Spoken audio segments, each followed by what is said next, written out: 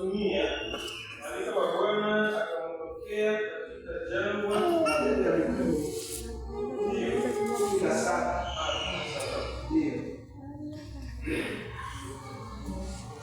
semuanya washaniandika iko katika sana tahu ya rafiki sijaandikia rafiki kartu ya rafiki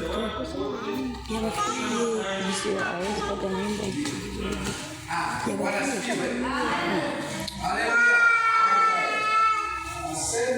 Kani nimependa tu basi sababu zile za ujinga Bwana au Mungu alifanya kuwa au kama asioni. Kwa hiyo akaamuru kila mtu mahali popote alipo. Somo la utangulizi linazungumzia kuhusu kipindi cha ujinga. Wale wadada wanafuata kule ndio. Kipindi cha ujinga ndio somo letu la utangulizi katika asubuhi ya leo. Kujua kipindi cha ujinga. Na kabla ya kujua kipindi cha ujinga, mtu mmoja anaweza kuniambia ujinga ni kusema nini? Nani ataniambia ujinga ni kusema nini katika lugha ya Kiswahili? Asante Fred. Juma, family nitapima kidogo. Yaani ujinga yenyewe imeshua. Mtu anaweza kuwa kuna akili zake ziko timamu. Lakini zile akili zake timamu asifundishe kulingana na jinsi zinastahili kutumika. Patrick anasema kwamba mtu anaweza kuwa na akili zake timamu lakini hazipi muda ili zifanye kazi, si ndio? Nani mwingine? Dada pale.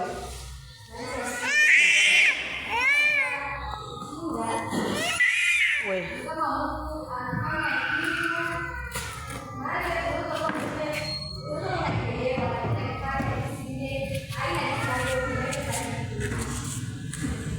Haleluya.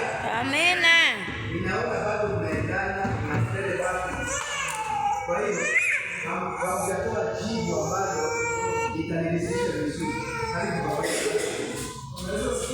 Amina.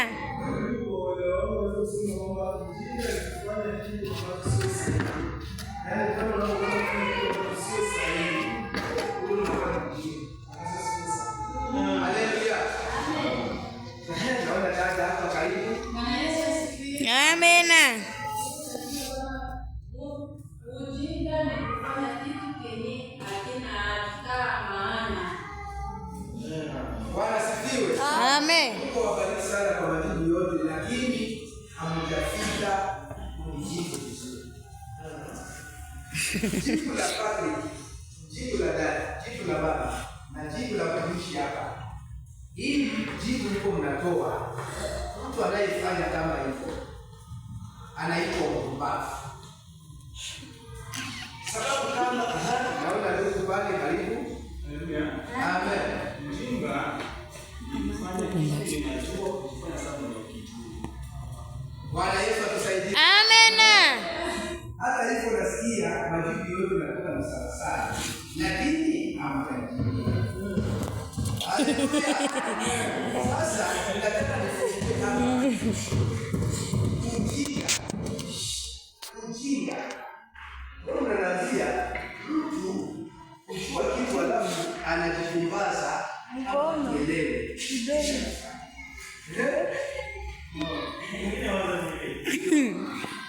Naweza kurekebisha.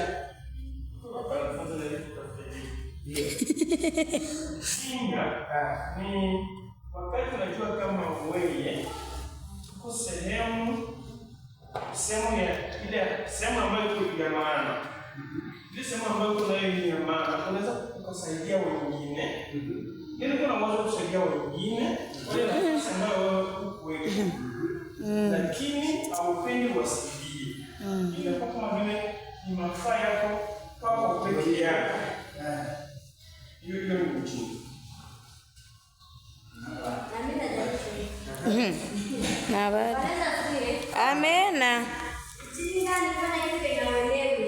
sasa. Tupige mikono. Bwana sifiwe sana. Amena. Tupiga mikono. Tupiga. Amena kanisa. Amena.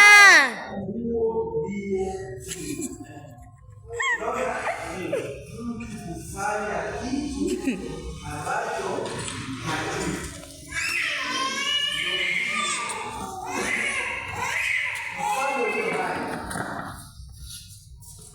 kijana hapa na mayai. Ndio. Kijana na mayai kisha anatumia kitu. Ujinga. Ujinga. Ndio. Ana chupa na maji ya moto, chupa la chai. Ndio vile. Ndio. Kisha yeye anabeba. Ujinga. Kwa watu wanaojua wanaenda wanaendelea vizuri, usifanye nini? Sianguke. Sababu ukianguka kinapasuka tu. Ujinga kabisa.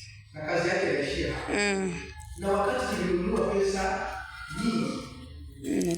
Kwa hiyo ujinga ni mtu ambaye hajui chochote.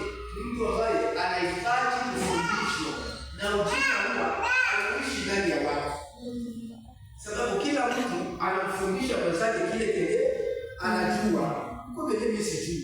Niko mjinga katika vile vile sijui. Sijui. Amena. Niko mjinga katika vile vile afanye nini? Ajui. Huo ndio ujinga. Lakini ile kitu ndio mnatoa. Asante. Tutachukua masifa. Tunataka mwalimu.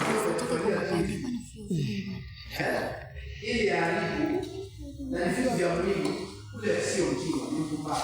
Mpumbavu ni kufanya kitu kenye unajua kwa makusudi. Huo ndio mpumbavu. Lakini mjinga ni kufanya kitu ambacho hajui. Wanaweza sio sana. Halafu hapo tumesoma katika Matendo ya Mitume sura yake ya ngapi? 17 na mstari wa 30. Tulisoma akasema ya kwamba basi zamani zile za ujinga Mungu alikuwa kama hazioni. Unaona, kulikuwepo kipindi cha ujinga ambacho Mungu alikuwa alijifanya kama hakioni. Kipindi kile watu walifanya vile vyote wanavyotaka. Kila mtu alitembea kama anavyotaka. Kila mtu alifanya mabaya kama anavyotaka. Lakini kipindi kile kilikoma wakati Mungu alisimama ili kwamba atengeneze vichwa vya watu vipate kuwa sawa sawa. Kuonyesha watu ukifanya hivi unafanya mabaya, ukifanya hivi ndio unafanya vizuri. Ukifanya hivi unafanya dhambi, ukifanya hivi ndio unaogopa dhambi. Ukifanya hivi unakosea ndugu yako, ukifanya hivi ndio unafanya mambo yaliyo sahihi. Jina la Bwana litukuzwe. Amen. Kwanza katika mlima Sinai, Mungu alipatia Musa amri 10 za Mungu ili apelekee wana wa Israeli. Ni kuwafundisha watoke katika ujinga. Wana wa Israeli walifundishwa na amri 10 za Mungu na sheria 313 zilifundisha wana wa Israeli. Sababu waliishi kama wanyama. Unaona? Walikuwana hofu. Mtu alizini na dada yake, alizini na baba yake mdogo. Unaona mambo kama hayo. Kwa hiyo ilikuwa ni ujinga wa kutisha, wa mwisho sana. Huwa ilikuwa ni kawaida kwao. Lakini Mungu aliwaambia usiue, usizini, usiibe, usifanye chochote kile. Ndio maana siku moja tunafundisha kwamba amri 10 za Mungu zinawajibika sehemu hii. Sehemu ya kwanza kuna amri 4 ambazo mwanadamu amfanyie Mungu ibada. Amri ya kwanza aseme usiwe mimi Bwana Mungu wako aliyekuwa katika nchi ya Misri, usiwe na kitu kingine ila mimi. Bwana asifiwe. Amen. Ya kufanyia Mungu ibada hiyo. Usiabudu kingine kitu chochote kile kinyume na Mungu aliyeziumba mbingu na dunia. Amri ya pili, usijifanyie sanamu ya kuchonga wala mfano wa kitu chochote kilichoko duniani au mbinguni au chini ya ardhi. Unaona, kwa ajili ya kushuhudia unatengeneza sanamu. Wewe leo unatengeneza sanamu. Sanamu sio mbao, sanamu sio mti, sanamu sio chochote kingine. Lakini pia sanamu ni kitu ambacho unaweza kufanya kwa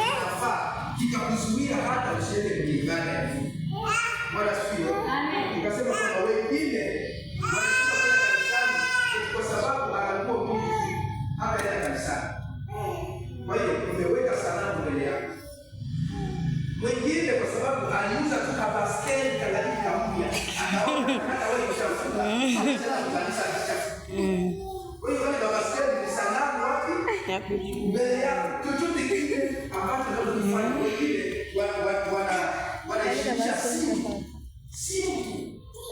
Badala ya kuheshimisha Mungu. Anachukua simu, anapatia muda wote kuliko Mungu. Anashika kupeleka Mungu muda wa simu na Mungu muda wa Mungu. Jina la Bwana libarikiwe sana. Amen. Salamu. Na ya tatu ikasema ya kwamba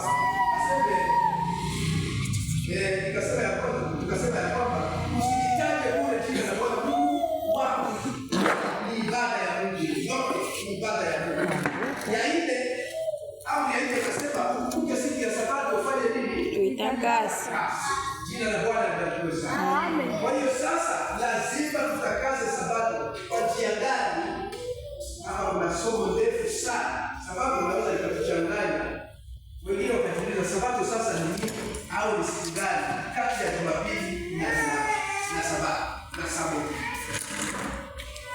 Na pia hapa kuna amri sita. Hizi amri sita ndio zinafanya nini? Ndio za mtu na mtu mwingine. Amri sita haziko tena kwa ajili ya Mungu. Ni kutengeneza usalama kati ya mtu na mtu mwingine. Jina la Bwana libarikiwe sana. Amen. Unaona? Heshimu baba yako na mama yako ili siku zako zipate kuwa nyingi katika maisha uliyopewa na Bwana Mungu wako. Kwa hiyo mtoto au kijana asipoheshimu mzazi wake na kutii yale anayomwambia, maisha yake ni mafupi yako. Ndio. Alafu nyingine aseme usiue, usizini, usiibe, usishuhudie uongo. Jina la Bwana libarikiwe sana. Zile zote zinalenga wanadamu, yaani mtu na mwingine. Mungu ndiye anasafisha kipindi cha ujinga, ukiondoa ndani katika hesabu, katika vichwa vya watu, ili kwamba sasa wamwelekee yeye. Aseme basi habari zile za ujinga Mungu alizifanya kama hazioni, bali sasa anawaagiza watu wote wa kila mahali watubu. Jina la Bwana libarikiwe sana. Somo langu la utangulizi limeisha. Nataka nikupe kwamba Mungu anatuagiza hali popote ulipo utubu. Utatubu nini sasa? Wewe ndio unajua kile unaweza. Haiko mimi ndio nakwambia nitatubu kitu fulani, lakini wewe wako wa ndani ndio anakuambia kwamba hivi si hakiko sahihi, lazima nitengeneze na mimi nitoke katika ule ujinga nifanye mapenzi ya Mungu. Na Bwana akubariki. Amina.